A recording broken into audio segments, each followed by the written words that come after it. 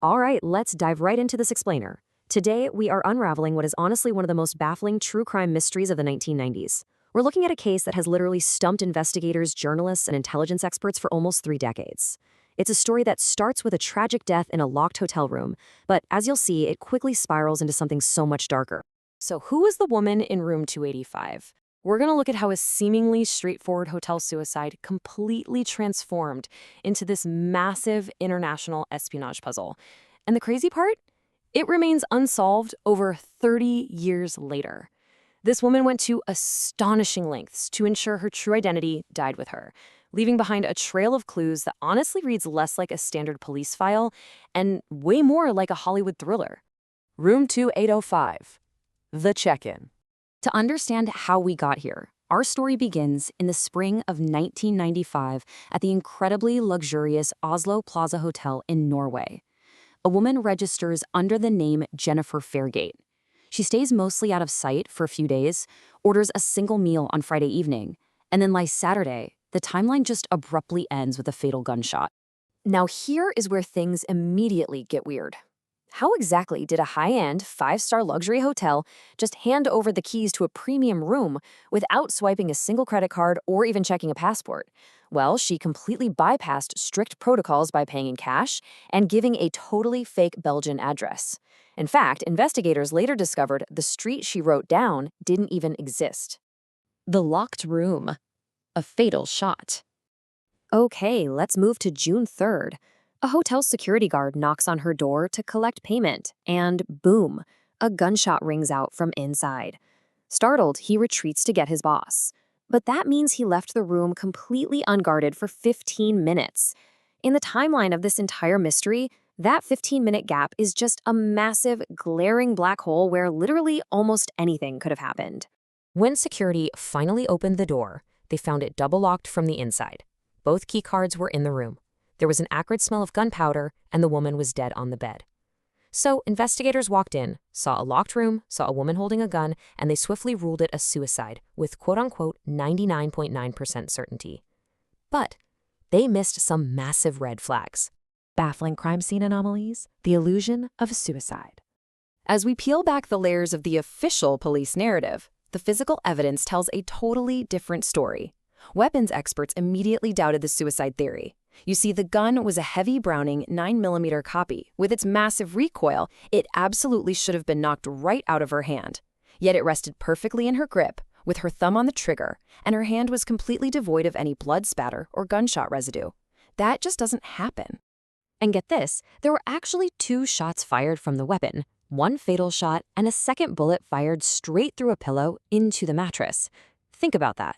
Why would someone taking their own life fire a test shot through a pillow? Or, more chillingly, was that second shot a warning shot, maybe fired by an assassin to scare away the security guard waiting out in the hall? I want you to look closely at these anomalies, because this isn't just someone wanting to end their life. This is someone who went to astonishing lengths to erase their entire existence. Every single identifying tag was meticulously cut out of her clothes. Her gun's serial numbers were professionally dissolved with acid. There was no passport, no wallet, no keys, not even a toothbrush. Oh, and no pants or skirts in her luggage at all, just a briefcase packed with 25 extra rounds of ammunition. Then there's this forensic detail, which completely shatters the timeline. Undigested bratwurst and potato salad were found in her stomach during the autopsy. Remember, she ordered that room service meal on Friday night, tipping the waiter a generous 50 kroner. But the gunshot was heard Saturday night. Digestion doesn't just pause for 24 hours. This biological impossibility strongly suggests she might have actually died on Friday night, which means the killer could have been occupying the room with her body for a full day. The Citizen Aqualand Watch. A tactical clue. Among all this highly sanitized evidence, there was exactly one item left unmodified, a heavy watch on her left wrist. Now, what's really interesting here is the stark contrast between her elegant clothing and this clunky, subaquatic tool watch. It's a Citizen Aqualand. Complete with decompression tables, this specific watch was famously issued to European special operations units, like the Danish Frogman Corps. And it featured fresh batteries, crudely engraved by a mysterious watchmaker just 2 months prior. As one of the sources perfectly put it, The Citizen Aqualand is not a watch one wears by accident. It completely conflicts with these semi-fashionable outfits found in the room. Intelligence experts consider this a massive indicator of her potential true profession. It's the kind of reliable, dual analog digital tool that operatives actually rely on out in the field. Spies and the underworld. The wilderness of mirrors. With the suicide theory deeply, deeply flawed, investigators started looking into the shadowy world of international espionage. Former intelligence officers note that everything from those missing clothing tags to the acid-washed gun serial numbers perfectly aligns with professional tradecraft. Ola Kaldager, a former Norwegian intelligence officer, looked at the lack of blood on her hands, the double-locked door, and the sanitized room, and concluded her death was meant to look like a suicide, even though she was executed. Whether she was an East German intelligence asset involved with Russian organized crime or maybe tracking a target, the evidence strongly suggests she was operating under deep cover. I mean, she registered with a phantom companion named Lois Fairgate who just vanished into thin air. Her electronic keycard logs showed she was completely absent from the room for almost 20 hours straight. She used a throwaway alias, a fake address, and all of this happened in a hotel actively hosting secret negotiations for the Oslo Accords. Modern forensic findings. The exhumation. So, let's jump to the modern era. Because her personal items were tragically destroyed by police a year after her death, her body was literally the only remaining puzzle piece. In 2016, cold case investigators actually exhumed her unmarked pauper's grave, hoping modern science could answer what police in 1995 couldn't. And the results completely debunked her fake Belgian identity. Strontium isotopes in her teeth proved she actually grew up near Nuremberg in eastern Germany.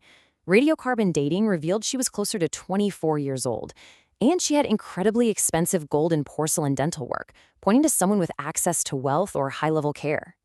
What you should really take away from this explainer is this absolutely chilling fact. Despite a nearly complete DNA profile and massive international attention, her true identity has never been claimed. Someone, somewhere, knows exactly who this 24-year-old woman was. Yet for nearly 30 years, not a single family member, childhood friend, or former colleague has stepped forward to claim her. So I'll leave you with this question. Was Jennifer Fairgate a secret agent caught in the crossfire, or a desperate woman who successfully erased herself from the world? If she really was an intelligence asset, the fact that we still don't know her true name means the cover-up worked perfectly. She checked into the Oslo Plaza Hotel as a ghost, and despite all our modern forensics, a ghost she remains. Thanks for joining me on this explainer.